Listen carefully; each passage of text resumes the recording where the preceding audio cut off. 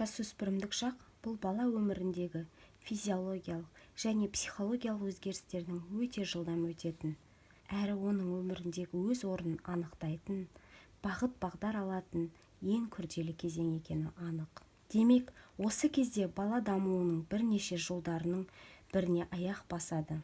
Бұл кездегі өмір көз алдында өзгеріп салады.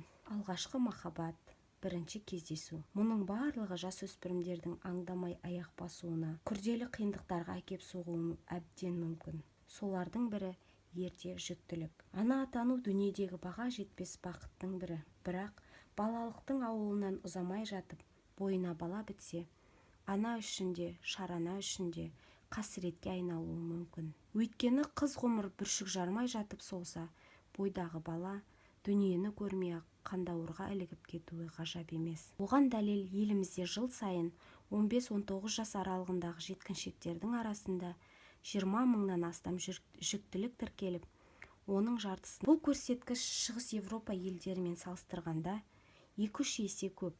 Ерте жастан ана атану тек Қазақстанда ғана емес, бүкіл әлемді алаңдатып отырған мәселе. Ерте жүктілік ана мен баланың денсаулығына кері әсерін тигізеді.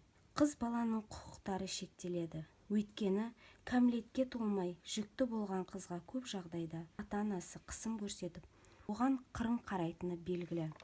Жалпы қазақта қызды 40 үйден тыю деген бекер айтылмаған. Олай болса, қазақ қызы қандай болу керек? Әрбір елдің өміріндегі шешуші күн қыздарға берілетін тәлім мен тәрбие арқылы өлшенеді. Қыз емес, қыздың аты қызыл алтын, көрінер толған айдай жүзі жарқын.